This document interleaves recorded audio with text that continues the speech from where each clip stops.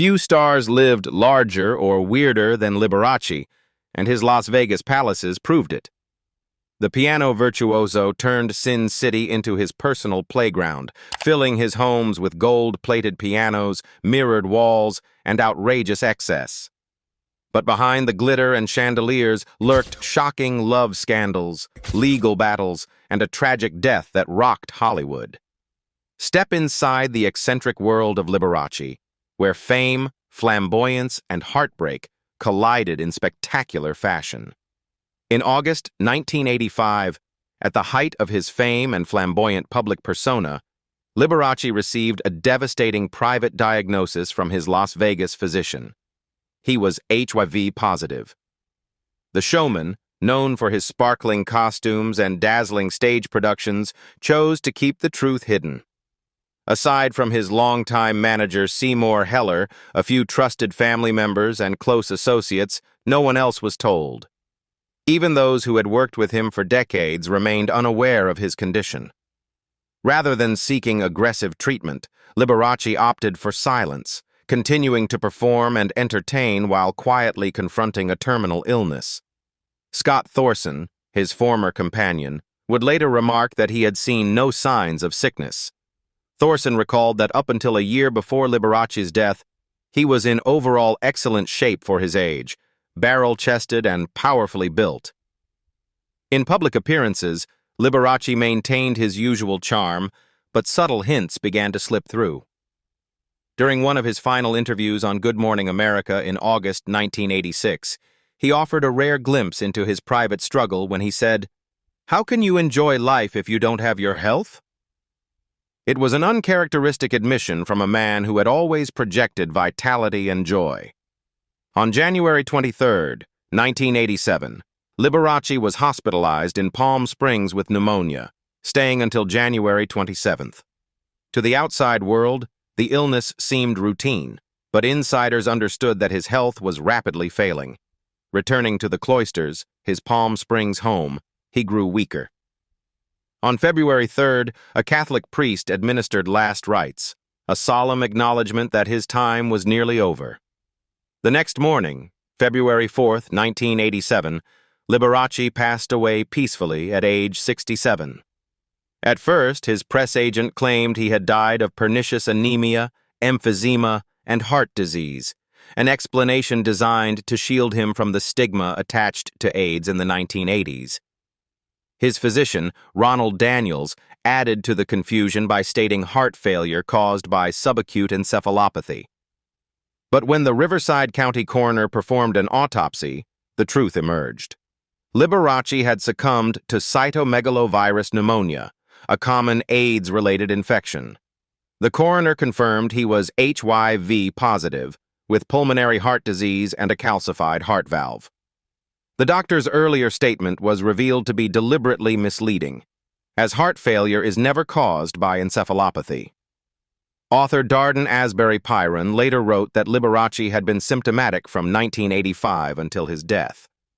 His personal assistant and rumored lover, Kerry James Wyman, was also HIV positive and would die in 1995 at just 34.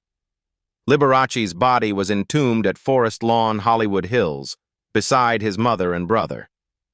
In 1994, Palm Springs honored its beloved entertainer with a Golden Palm Star on the Walk of Stars, ensuring that even amid the tragedy of his secret illness, his legacy of music, showmanship, and glamour would endure. There is a secret you may not know, Liberace. Beneath his glittering costumes and theatrical showmanship, held deeply conservative political and religious beliefs. He was a firm believer in capitalism and saw America's economic system as the key to his own rags-to-riches success story. Fascinated by royalty, pageantry, and luxury, he surrounded himself with ceremony and grandeur, yet never forgot to market himself as an approachable Midwesterner who had climbed the ladder through sheer talent and determination.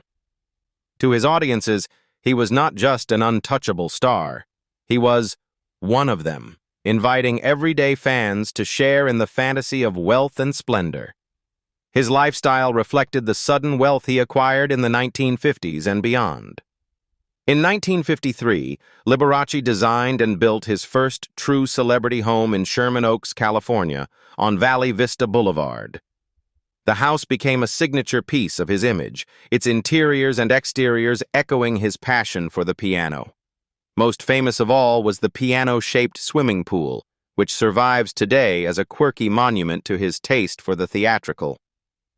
The residence, with its elaborate furnishings, ornate bath, and carefully curated antiques, cemented the image of Liberace as the ultimate showman who lived as boldly as he performed. Liberace understood the power of publicity better than almost anyone of his era.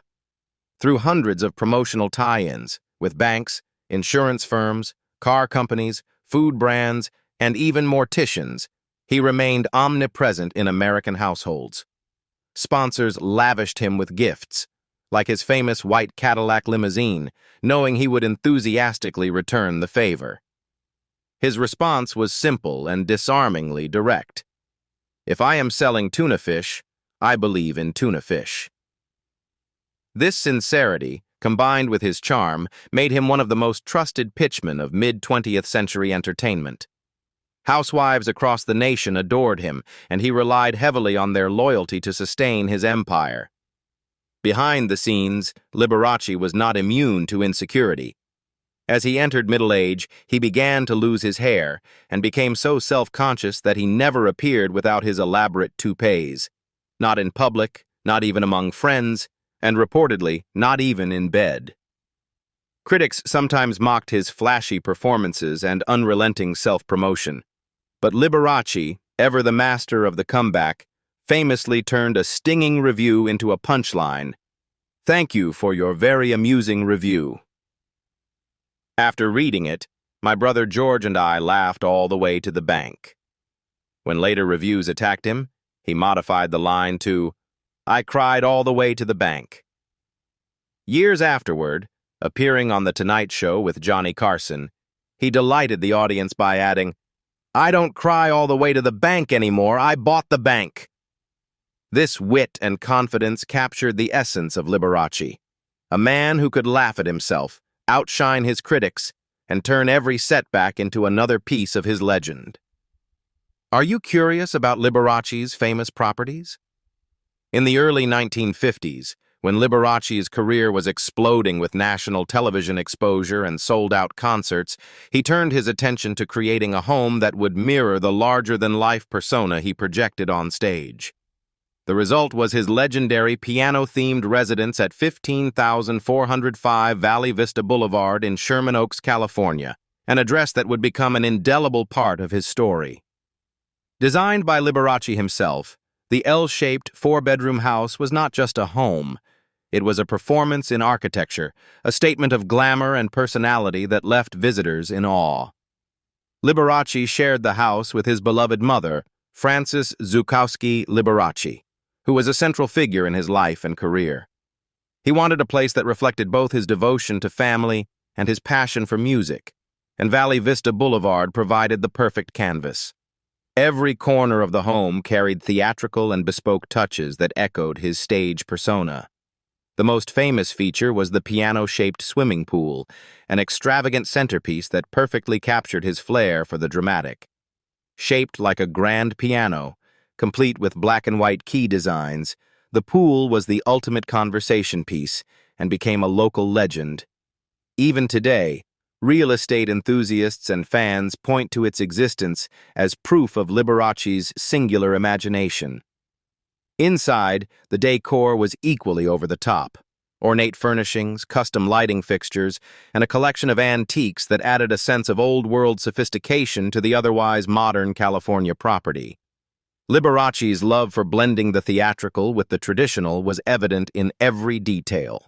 His home was not merely a place to live, it was part of his brand, a tangible extension of the glittering world he invited audiences to experience through his music. Despite the glamour, life at the Sherman Oaks residence took a dark turn.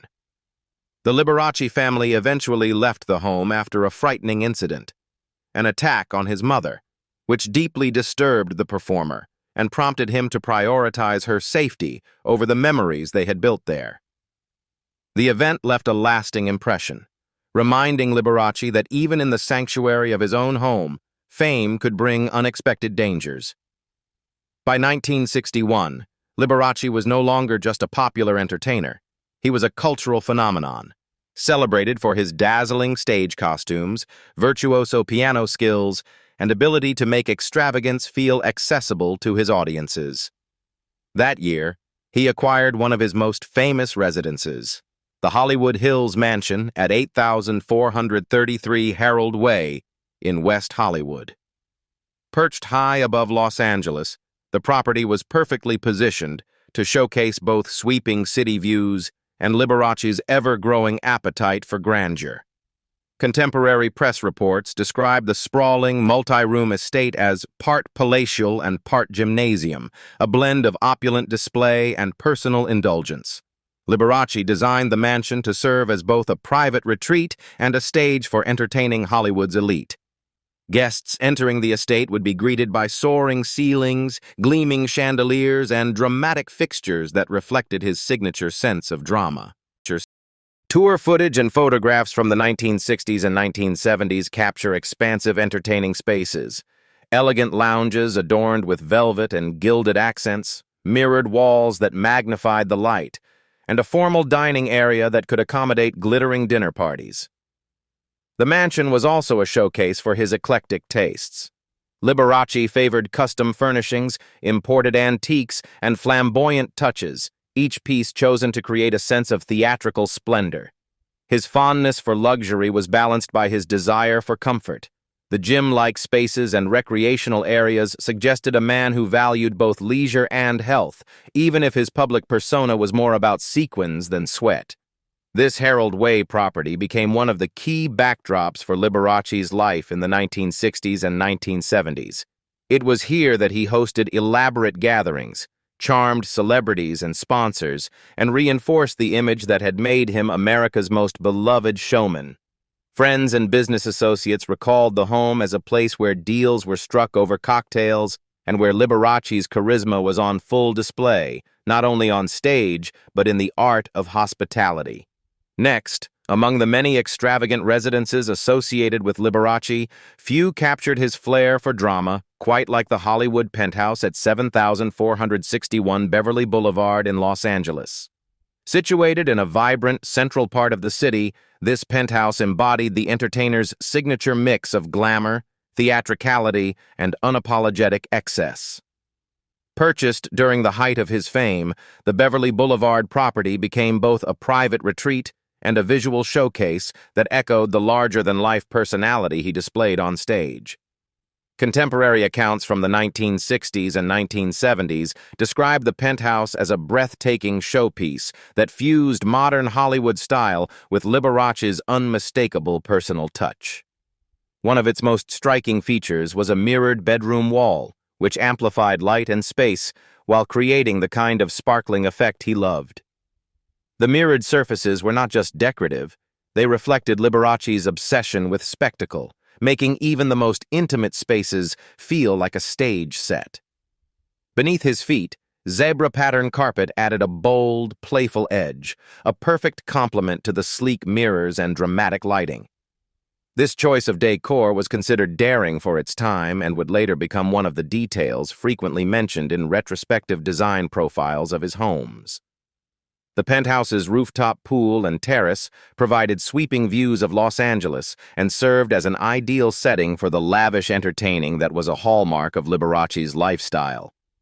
Friends, sponsors, and fellow celebrities were welcome to parties where the line between performance and private life blurred seamlessly.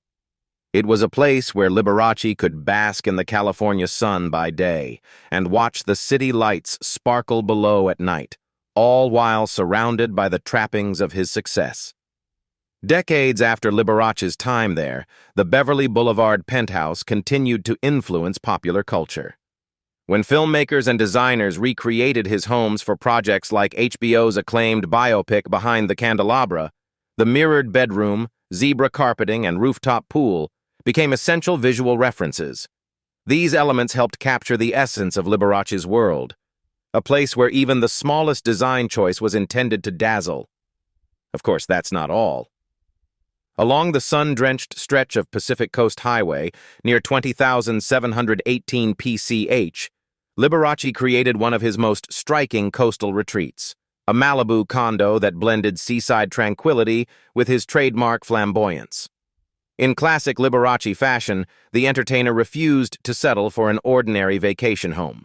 Instead, he combined two beachfront units into a single sprawling residence, transforming them into an extravagant showplace that reflected both his love of music and his insatiable taste for theatrical design. The Malibu condo became a jewel in Liberace's portfolio of properties, offering breathtaking views of the Pacific Ocean while doubling as a stage for his personal aesthetic. Reports from celebrity home roundups and later real estate features describe a space that was as playful as it was luxurious. Among the most famous details was a piano-shaped bar, a whimsical touch that served as a conversation piece for guests. Alongside it sat a piano-shaped couch, another signature feature that blurred the line between furniture and sculpture.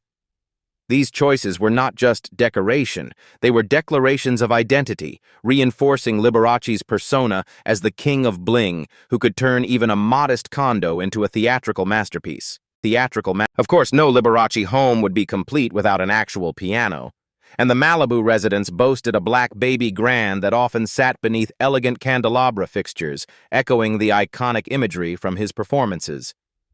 Friends and visitors recalled that the condo felt like an extension of his stage act. Every detail, from the shimmering decor to the ocean breeze filtering through the windows, reminded them of the showman's flair for spectacle. Even when entertaining a small circle of guests, Liberace treated every gathering as a performance, with the ocean waves providing a natural soundtrack. The condo's location along the Pacific Coast Highway placed Liberace among Malibu's elite, yet the home's intimate size compared to his grander estates showed another side of him. It was a place where he could unwind, watch the sunset over the Pacific, and recharge between tours and television appearances. Next is Liberace's very special house. Tucked within the upscale Old Las Palmas neighborhood of Palm Springs, 1441 North Kauai Road, affectionately dubbed Piazza di Liberace, stands as one of the most famous homes in the entertainer's storied real estate portfolio. Built in the early 1950s, the house was already an appealing mid-century gem when Liberace purchased it in the mid-1960s. But the world's most flamboyant pianist was never one to leave a property untouched. Over the following years, he transformed the residence into a glamorous retreat that bore his unmistakable stamp and reflected the Hollywood Regency style he adored. Palm Springs was a natural fit for Liberace, who loved sunshine, socializing, and proximity to Hollywood's elite. Old Las Palmas was the playground of stars like Elizabeth Taylor, Marilyn Monroe, and Dean Martin, neighbors whose own homes embodied the same sense of desert luxury. Liberace envisioned something even more theatrical. Under his direction, the once modest mid-century house evolved into Piazza di Liberace, a desert palace complete with ornate columns, dazzling chandeliers, and elegant courtyards designed for entertaining. The house's name, Piazza, meaning square or plaza, captured the sense of grandeur and European flair he wanted to bring to his Palm Springs life. Inside, the Hollywood Regency aesthetic reigned supreme. Mirrored walls, high-contrast color schemes, and gilded details turned every room into a set piece worthy of one of his performances. The outdoor areas were equally spectacular, with manicured gardens, terraces for alfresco parties, and a pool that reflected the desert sky. Friends and visitors remembered evenings filled with music and laughter, where Liberace himself might slip behind a piano to serenade guests as the sun set behind the San Jacinto Mountains. After Liberace's years of residency, the property changed hands, but never lost its association with him. Preservation filings and local Palm Springs histories have documented its architectural significance and the careful restoration efforts undertaken by later owners. These restorations have ensured that Piazza di Liberace remains one of Palm Springs' most cherished landmarks, a physical reminder of a man who turned every aspect of his life into theater. Among Liberace's many spectacular residences, none embodied his larger-than-life persona, quite like the Las Vegas villa at 4982 Shirley Street, known famously as the Liberace Mansion. Purchased in the 1960s, when his Vegas shows were breaking records and redefining stage spectacle, the property became his desert kingdom, a sprawling estate frequently described as encompassing around 15,000 square feet. It was not simply a home, it was a statement of identity, a glittering testament to the man who turned excess into art. From the moment visitors approached the mansion, they were greeted with a sense of grandeur bordering on the theatrical. Inside, Liberace spared no expense in crafting an environment that mirrored the extravagance of his performances. Among the most iconic features was a piano-shaped swimming pool, a playful and opulent centerpiece that perfectly symbolized the entertainer's fusion of music and luxury. The interior was equally breathtaking. Mirrored bars sparkled beneath lavish lighting, and a custom sunken marble bathtub offered a decadent retreat. Perhaps most jaw-dropping of all was a Sistine-style ceiling painting, a bold reproduction of Michelangelo's masterpiece that transformed an ordinary ceiling into a Renaissance spectacle, proof of Liberace's belief that even domestic spaces could be stages for wonder. The mansion wasn't merely a private retreat. It became part of Liberace's public image, frequently featured in magazines, televised specials, and celebrity home profiles. Friends, business partners, and fellow stars attended glittering parties here, where Liberace's hospitality and showmanship were on full display. Even off-stage, he understood that the world expected him to live in a way that matched the spectacle of his performances, and Shirley Street delivered on that expectation in dazzling fashion. Following Liberace's death in 1987, the mansion's story took a different turn. Without its master showman to maintain its splendor, the property suffered years of decline. Ownership changed hands multiple times, and at various points, the house was subdivided or neglected. Reports in real estate and preservation circles chronicled its slow deterioration, sparking campaigns to save and restore the landmark. Its proximity and symbolic ties to the Liberace Museum and his famed collection of costumes and pianos only deepened its cultural significance. While Liberace was celebrated for his grand Las Vegas villa and opulent Palm Springs homes, the entertainer also maintained a far more discreet residence in West Hollywood, a townhouse perched above the Sunset Strip, often referred to by locals and historians as his secret townhouse. Tucked into the hills along Shoreham Drive, with addresses like 8732 Shoreham Drive appearing in real estate records and later newspaper features, this pied-à-terre offered Liberace a quiet escape from the public eye during the peak of his fame in the 1960s and 1970s. Unlike his sprawling mansions, this townhouse embodied a subtler kind of glamour. According to retrospective coverage by outlets such as the Los Angeles Times, the property preserved classic old Hollywood Regency details, even through subsequent renovations. Visitors and later owners have described elegant moldings, mirrored walls, dramatic archways, and polished marble accents that echoed the mid-century aesthetic of Hollywood's golden age. These touches reflected Liberace's signature style, ornate and theatrical, yet intimate enough for a private retreat. The location itself made the townhouse invaluable to a star who was constantly navigating the entertainment world. Nestled just above the legendary Sunset Strip, the home provided both seclusion and proximity. From Shoreham Drive, Liberace could enjoy sweeping views of Los Angeles by day and the glittering lights of the Strip by night. When he needed a quiet place to compose, entertain a small circle of trusted friends, or simply relax between performances, this townhouse offered the perfect balance. Its understated presence on a street lined with other celebrity hideaways allowed him to avoid the attention that inevitably surrounded his larger properties. Real estate listings and later sales have frequently referenced Liberace's ownership, using his name as a mark of the property's cultural and historical value. Over the decades, as West Hollywood's landscape changed and modernized, developers and homeowners often took care to preserve the unit's distinctive character. The townhouse's blend of privacy, classic architecture, and connection to Liberace's glittering life has kept it a sought-after piece of Hollywood history. What do you think about Liberace? Leave us your comments in the section below. We hope you have found this helpful video. Don't forget to leave a like, share, and subscribe to the channel if you like it. Thank you for watching this, and see you in the next videos. Goodbye.